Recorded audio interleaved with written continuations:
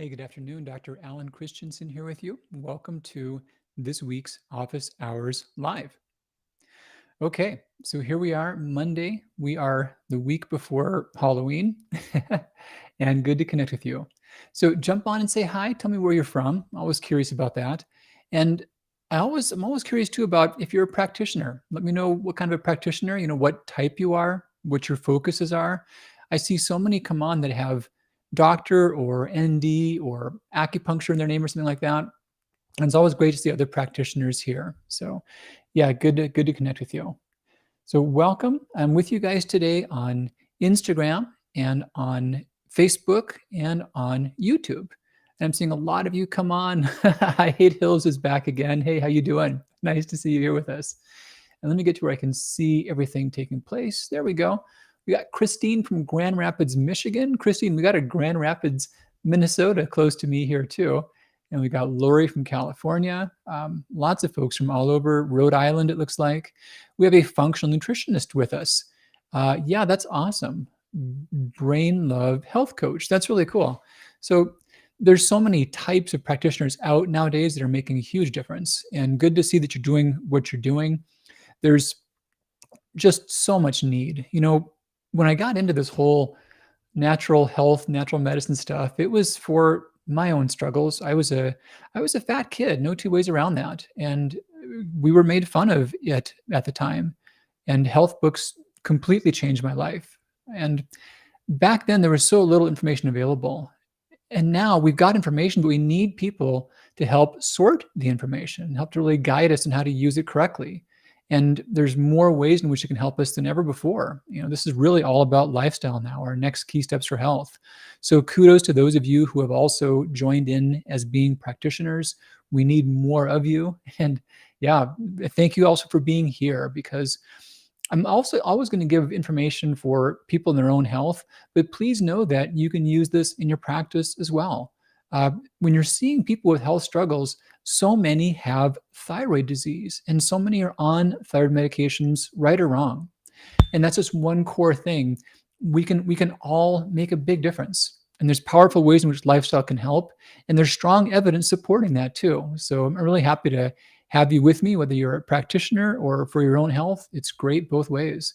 But please know that there's more that we can do together. We can better understand things. We have a lot of views to sort through. Joanne's with us. Reitz is here. We got James from Raleigh. That's cool. Lexi's here from Henderson. Hey, Lexi, good to see you as well. Cynthia from Illinois. I'm seeing folks come on from all over the place. Many more practitioners here too. Oh, someone else. Now a certified holistic nutritionist focusing on gut health. That's really cool. Not only the actual category, your certification, but to have an area of focus. I think that's important. The data suggests that we have somewhere around 5,000 or 7,000 new research articles coming out on a daily basis. And that number that I just told you guys at 5,000 to 7,000, I hate to admit this, but that's a really old number. I saw that number probably, that might have been a dozen years ago that I saw that statistic. And I know it's not smaller now, it's only much larger.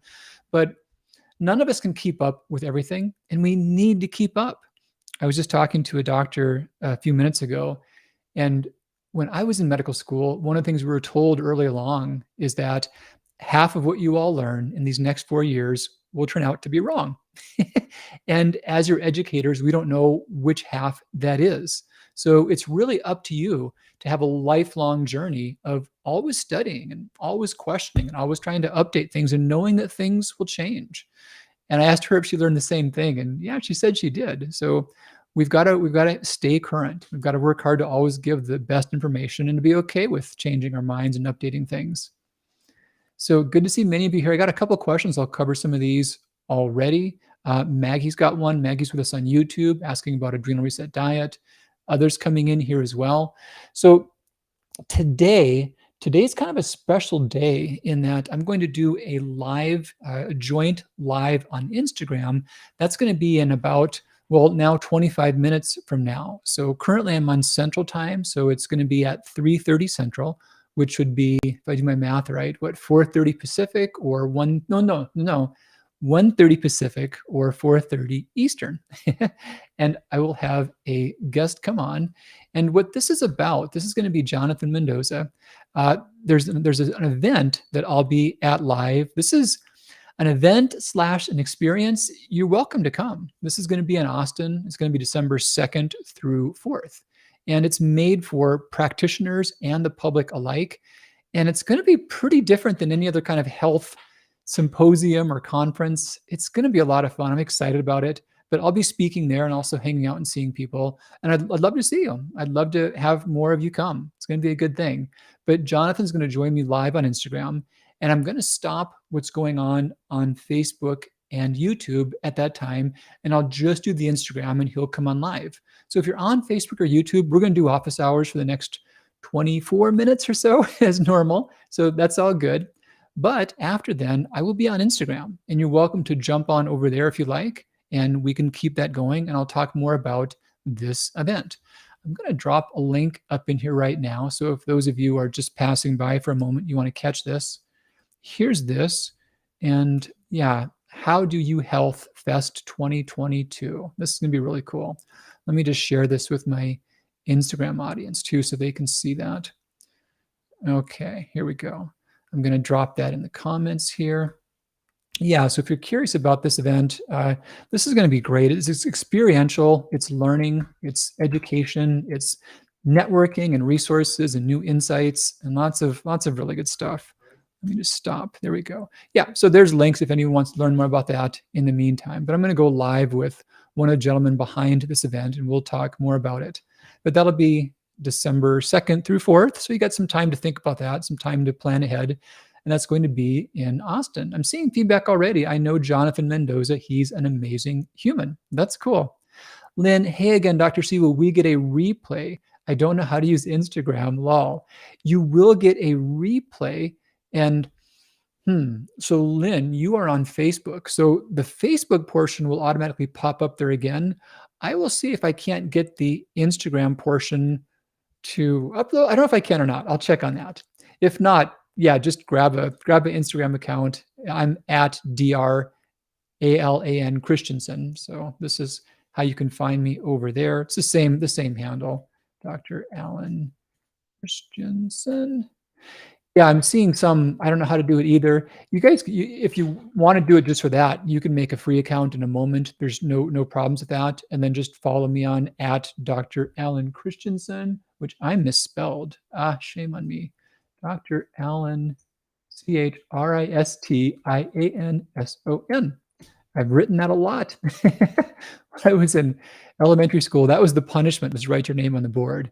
And Alan Glenn Christensen, to write that like 100 times, that wears your hand out. That's a pretty brutal punishment.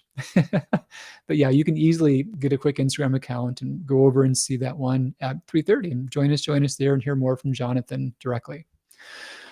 Okay, so that was the housekeeping I had queued up. And because this is a shorter one, I want to get quickly going into some of the questions that you guys had. And we didn't put out our normal request for pre-submitting questions because we talked about the special joint live going on today, but there's a lot of good questions that have come in live. And I want to be sure to cover a few of these. I'm going to scroll through Instagram real quick and see if these are ones that we'll cover otherwise. Yep, lots of you all here. That's all good.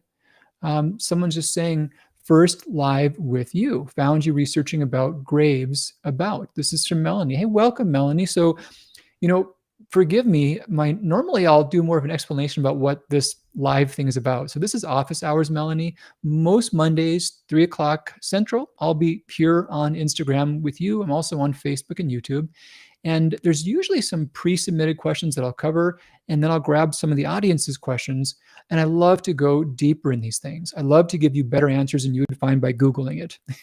Things that are more precise, more useful, and more specific for you.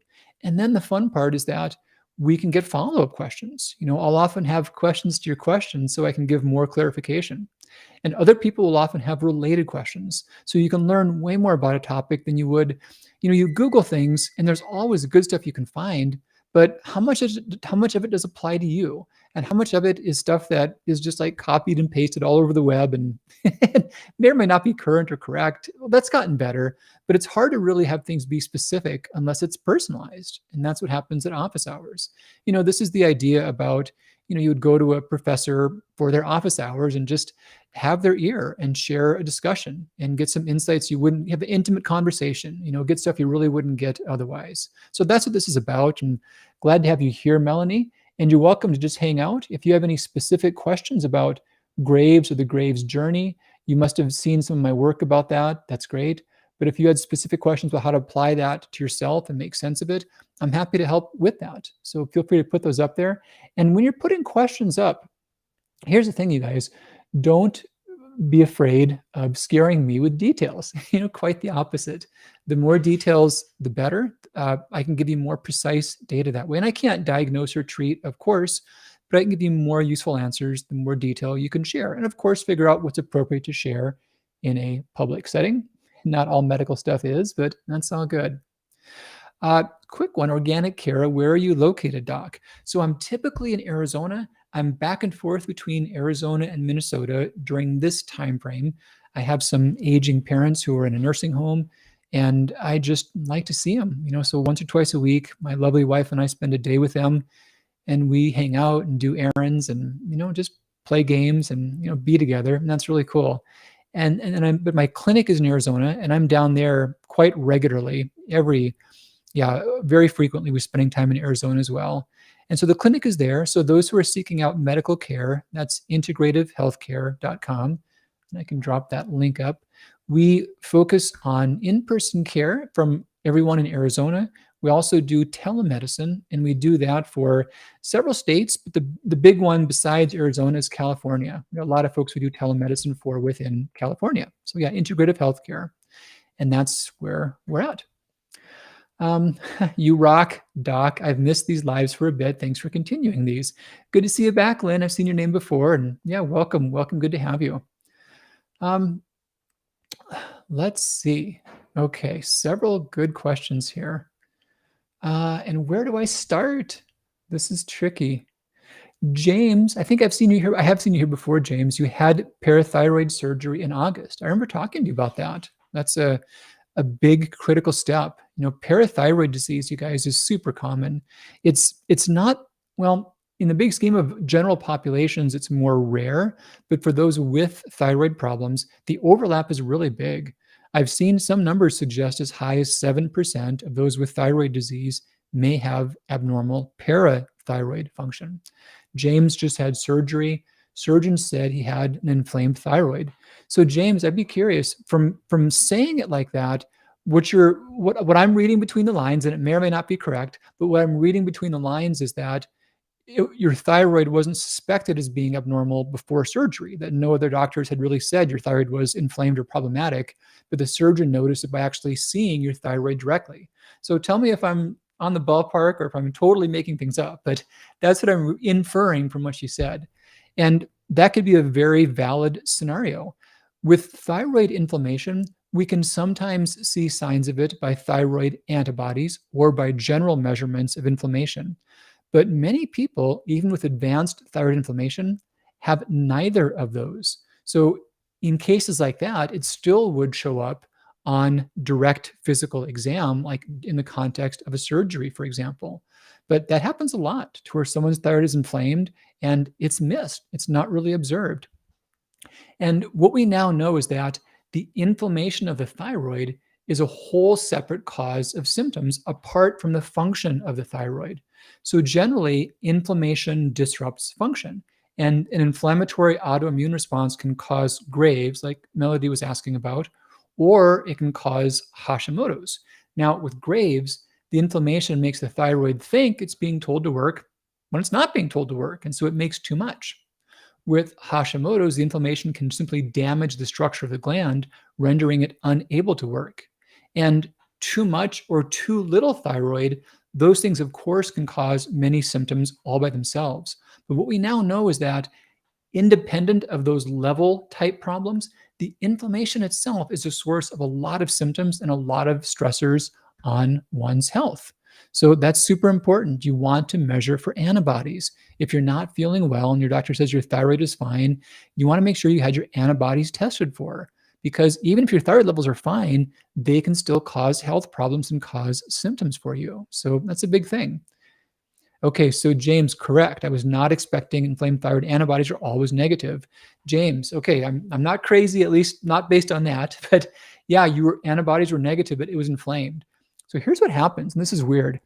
Thyroid antibodies, uh, sometimes they can be present, but be insignificant because they're just normally a way that the body is breaking down old thyroid tissue. What else happens? There's a lot of ways the thyroid can be inflamed that never shows up through antibodies. One big category is cytokine reactions. So the immune system can have various amounts of cytokines that are damaging to the thyroid, but those don't always reflect changes in antibodies.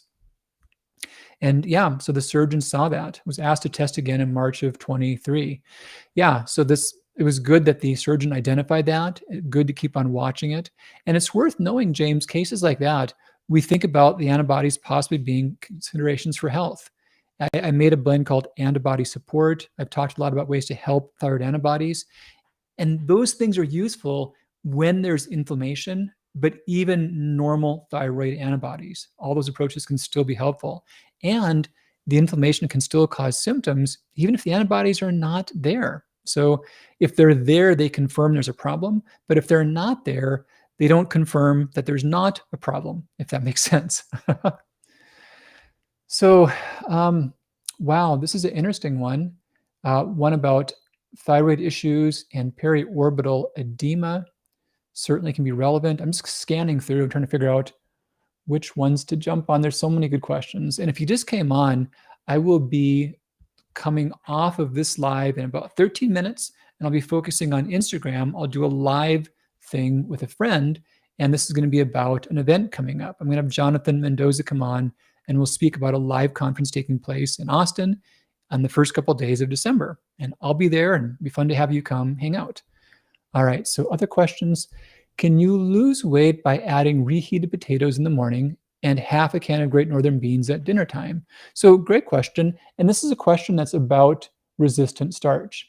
And overall, having more resistant starch in one's diet is helpful for helping the body to lower insulin output, stabilize blood sugar, make it easier to break down stored wastes in the visceral fat, and making weight loss easier. Now, weight loss is always contextual.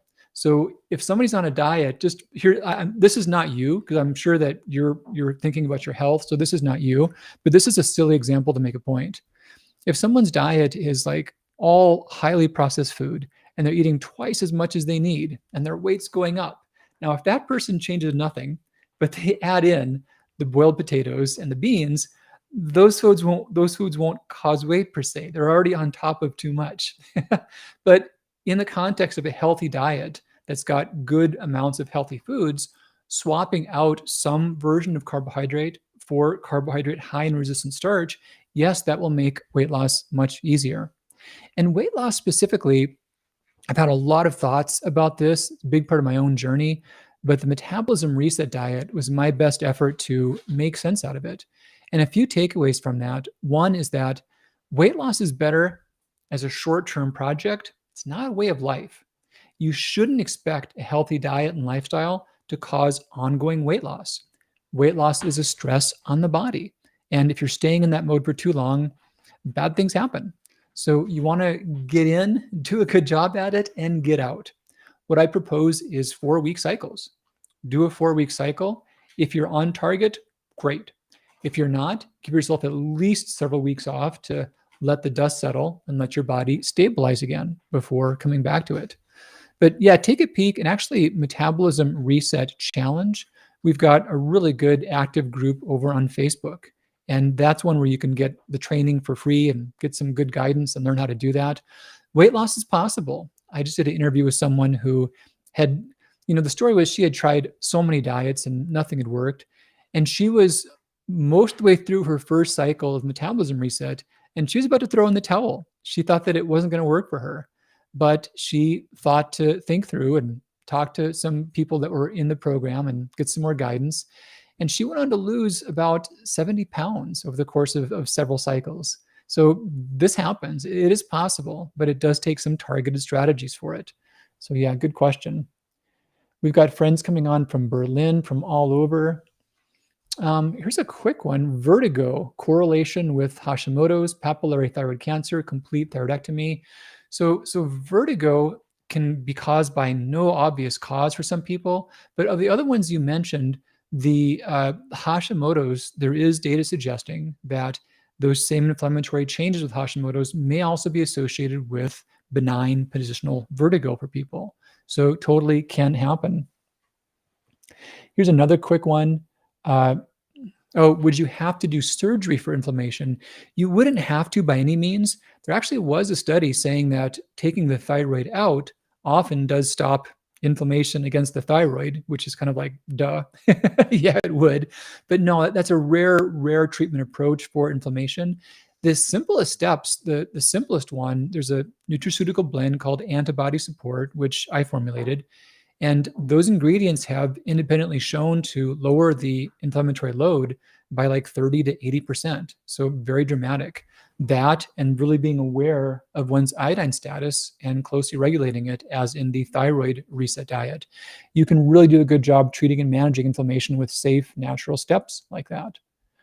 Okay, let's grab a couple more here over on the other platforms here. Really good questions. Thyroglobulin antibodies test was a 3. Is that consequential? Kathy's asking that. Hey, Kathy, how you doing? Good to see you today. No, in almost all cases that wouldn't be. Now, again, bear in mind that thyroid antibodies, they can sometimes be negative even if there is inflammation against the thyroid. So you could have inflammation by other levels, but that by itself is not a worrisome number for that. So clarification question, antibody support is a supplement, yes, and then thyroid reset diet. Yep, that was my most recent book, The Thyroid Reset Diet.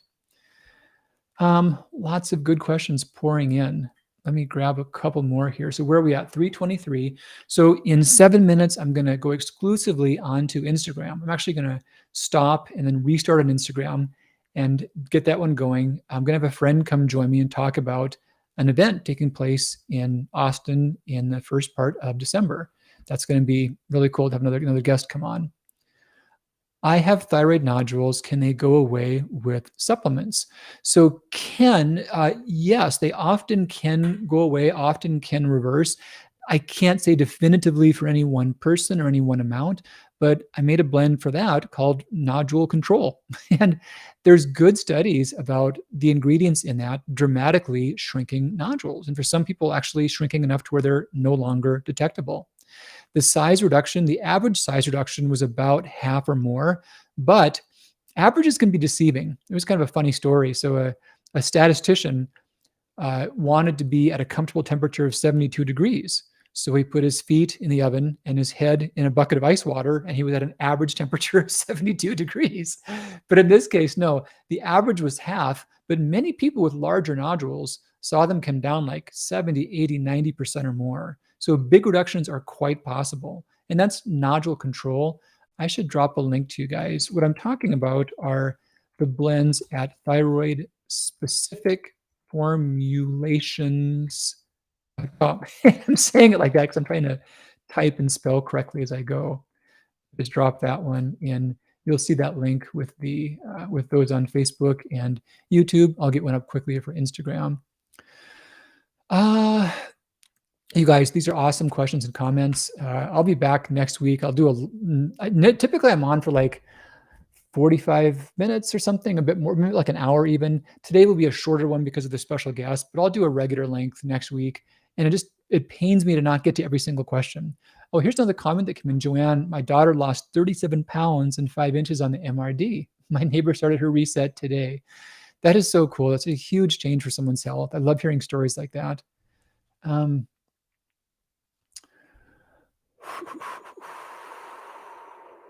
just picking through here, you guys.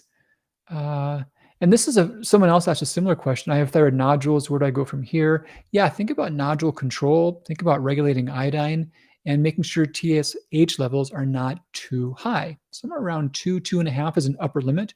If they're lower, not too low, if they're lower, that also makes nodules less likely to grow for most people. Here's another great one. Is it true that our optimal thyroid levels derive from the healthiest of the unhealthiest thyroid patients? Yeah. So optimal levels. So here's an important point, and I want to make some distinctions and nuance. And that's why I like going live too, because I can do that. There's, back in the westerns, the good guys wore white hats, the black guys wore black hats. Life is never that simple. There's always so much more to the story. So yes, normal thyroid levels are average thyroid levels, the population getting tested. And most folks that get tested have existing thyroid disease. That's why they're getting tested. They're tracking their medications. They're getting tested more often. But there's been studies done, like you're talking about, on those free of thyroid disease. And that's one source of data for optimal versus normal. The other sources of data are those with thyroid disease who have different health outcomes. So of those with thyroid disease, you can say like who's low, middle, high, and then track people over time and who gets thyroid cancer, who gets a heart attack, who has the easiest time losing weight. And so you can look at that from both perspectives. What are the scores in healthy people? But then of those with thyroid disease, what are the scores? How are the scores different in those who have better health outcomes? And now a super important distinction to draw from, when you see this difference of normal and optimal, it's so tempting to think that if you're not optimal, if you push yourself there with medication, you will get the benefits of being optimal. And in some cases that's true, but in many cases it's not. So a really big lesson that I've learned recently is that even if you're taking the same thing your body makes, even if you're at the same blood levels a healthy person would have, it's not the same thing to take a hormone as it is to make a hormone. And I think that's an easy thing to get intuitively, but that story is getting more clear. And that's also part of why I'm excited to think about helping people regain their own function back to completely or by some degree. It's not really that the medicines are bad. It's more so that your body working by itself is really good. So you want to gain that benefit. And that's a cool thing that's possible in ways much more than we thought.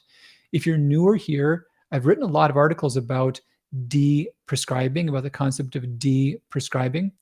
But that's one simple thing to look for to get more sense about that. All right, let's grab one or so more. Let's see. Carol, in our consult, I believe you told me my multinodular goiter secondary to radiation exposure did not make me a candidate for nodule control. I didn't ask why. Can you tell me now or let me know if I misunderstood you? Carol, yeah. So nodule control, multinodular goiter and nodule control, there's no harm to it for that purpose, but there's just not data saying it'd be useful in that context. And something about I saw a funny question, I'm sorry, but something about me is that if I'm going to tell you something works, I want to be dang sure that it does. I want to have strong evidence to support that. So if something might help, I probably won't say anything about it. And so I just know that if I say this will work for that, or this has been shown to be helpful for that, I take that very seriously. And I put a lot of thought into being precise and being accurate. And if something, even if it sounds very plausible, we don't have that exact scenario mapped out, it's not harmful for you to do that, but I just don't know for sure if that's going to be useful or not. So that's how I think. Are you going to wear a Halloween costume at our next live? Kathy is asking. I just talked to someone else that I'll talk to next week. I got a similar question. Hadn't thought about it, but because of your question, Kathy, maybe I'll think more about it. So we'll see. Okay, so this is about our time. I should stop this. I've got a lot of good questions, you guys. Giselia just put a really good one in, and I want to do all these questions. Please come back. What better could there be to do on Halloween than hang out and do office hours with Dr. C? Thankfully, it won't cut into any fun evening Halloween things, but come on back next week. Let's talk a bit more.